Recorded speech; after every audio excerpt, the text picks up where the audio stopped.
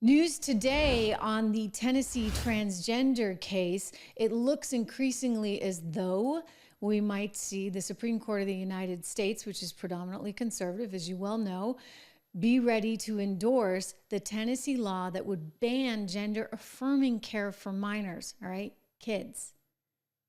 Gender-affirming care means, you're playing with hormones, and in some cases, I'm going to show you an excerpt from a young woman who actually lost her breasts as a result of this gender-affirming care. She went through surgery, and she'll never be able to breastfeed a child. She's been on the show. I've gotten to know her. Her story would break your heart. I mean, really and truly break your heart. And so Tennessee is saying, hey, we should be able to make a decision that we're not going to allow these surgeries on kids. I mean, kids can't smoke. Kids can't drink. Why would a kid be able to undergo some massive surgery? I mean, this doesn't seem like it's that far out there. And you should hear the left as they go on and on and on and on about this. I'm going to play you some things from the courtroom. But, here's somebody on CNN who's trying to argue that, at 2 years old, basically, you should be able to make these decisions and have some kind of gender-affirming care because as young as 2 what you are. I mean, this is kind of wild. Say is nobody has to provide this medication to adolescents. These are not doctors being forced to provide this medication. These are doctors who are wanting to treat their patients in the best way that they know how based on the best available evidence to us. And these are young people who may have known since they were 2 years old exactly who they are, who suffered for 6-7 years before they had any relief. And what's happening here, it's not the kids who are consenting to this treatment, it's the parents who are consenting to the treatment. And as a parent, I would say when our children are suffering, we are suffering. And these are parents who love their children, who are listening to the advice of their doctors, of the mainstream medical community, and doing what's right for their kids. And the state of Tennessee has displaced their judgment. Okay. So it looks like the state of Tennessee is probably going to be able to get in front of this in some way to prevent doctors from moving forward with these surgeries that, by the way, you can't undo, okay? Like, it's done at that point. I mean, if you want to do that, can you not wait until you're 21 years old? Justice Samuel Alito just slammed the Biden team lawyer that was trying to argue this. I want you to hear an excerpt from the courtroom. Now, just remember, one of the reasons you see these sketches is because you can't have any cameras in the courtroom, so we just have to listen in. A question about the state of medical evidence at the present time. In your petition, you made a sweeping statement, which I will quote. Overwhelming evidence establishes that the appropriate gender-affirming treatment with puberty blockers and hormones directly and substantially improves the physical, psychological well-being of transgender adolescents with gender dysphoria. That was in November 2023. Now, even before then, the Swedish National Board of Health and Welfare wrote the following. They currently assess, quote, that the risks of puberty blockers and gender-affirming treatment are likely to outweigh the expected benefits of these treatments, which is directly contrary to the sweeping statement in your petition. After the filing of your petition, of course, we saw the release of the Cass report in the United Kingdom, which found a complete lack of high-quality evidence showing that the benefits of the treatments in question here outweigh the risks.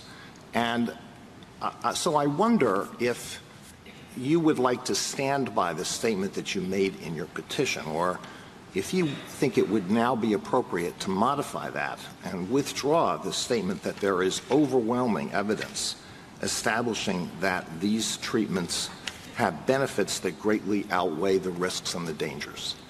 I, of course, acknowledge, Justice Alito, that there is a lot of debate happening here and abroad about the proper model of delivery of this care and exactly when adolescents should receive it and how to identify the adolescents for whom it would be helpful. But I stand by that there is... Okay, she's a fast talker. Right? Elizabeth, what is her name? Begins with a P. Anyway, Elizabeth is arguing the case saying, you know what? parents ought to be able to make these decisions with the doctors. I mean, actually, if you really want to get technical, parents can't always make those decisions with the doctors because Joe Biden put into place, at least for those that are 12 years old and above, that you no longer need any kind of parental supervision on any of this. Seriously, that information, that medical information is guarded by that 12-year-old. I mean, wow. Okay, so Sotomayor is trying to say, well, gee, you know what? Like maybe parents and kids ought to be able to do this. Listen to her. Cannot eliminate the risk of detransitioners. So it becomes a pure exercise of weighing benefits versus risk. And the question of how many minors have to have their bodies irreparably harmed for unproven benefits is one that is best left. I'm sorry, Counselor. Every medical treatment has a risk. Even taking aspirin. There is always going to be a percentage of the population under any medical treatment that's going to suffer a harm. So the question in my mind is not, do policymakers decide whether one person's life is more valuable than the millions of others who get relief from this treatment? The question is, can you stop one sex from the other? These are kids. I mean, they're kids. And she's trying to say that gender reassignment, surgery, or puberty hormone treatments are like aspirin. She's comparing it to aspirin. Again, I go back to, you wonder why they lost. You wonder why they lost. I mean, these are kids. Shame on you, Justice Sotomayor. Shame on you. Is there no appreciation, honestly, for human life? Then you got Ketanji Brown, this Jackson Brown, this woman, oh my gosh, guys, she's trying to somehow say, and this is a leap, so bear with me, I'm not going to do it justice. She's somehow trying to make this legal argument that if you don't allow gender-affirming care to kids, that's somehow the same as not allowing an interracial marriage. I kid you not. Being drawn by the statute. That was sort of like the starting point. The question was whether it was discriminatory because it applied to both races and it wasn't, necessarily invidious or whatever. But, as I read the statute here, the case here, the court starts off by saying that Virginia is now one of 16 states which prohibit and punish marriages on the basis of racial classifications. And when you look at the structure of that law, it looks in terms of, you can't do something that is inconsistent with your own characteristics. It's sort of the same thing. So it's interesting to me that we now have this different argument, and I wonder whether Virginia could have gotten away with what they did here by just making a classification argument the way that Tennessee is in this case. Yes, I think that's exactly right, that there is absolutely a parallel between any law that says you can't act inconsistent with a protected characteristic and in all other contexts.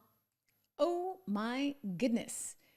So you understand where the left is coming from. No, you probably don't understand. I mean, I don't understand where they're coming from. To me, this is pretty simple stuff, and you want to protect the kids. And oftentimes a child doesn't really understand. They may be going through something else entirely. And you got some wacko psychiatrist and doctor that want to put this label on it that they're transgender, and suddenly they're going to wind up getting all kinds of surgery. I want to go to Chloe Cole because she's been on the show. Some of you have seen her on this show.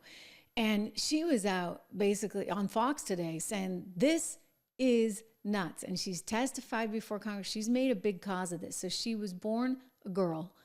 And because she was struggling with some things that girls often struggle with when they're around 12 or 13 and they think, gee, I wish I didn't have to go through this. And suddenly they told her, well, you don't have to. And you know what? You can just do this surgery and it'll all be better. And she said, the thing is like I did the surgery and it wasn't better. I realized it was worse. And these are things that can't be reversed now. I'll never be able to breastfeed a child, she said. So listen to her here. Children, they can't consent to things like sex or buying alcohol or cigarettes. They can't vote. They can't enter into legally binding contracts under the age of 18.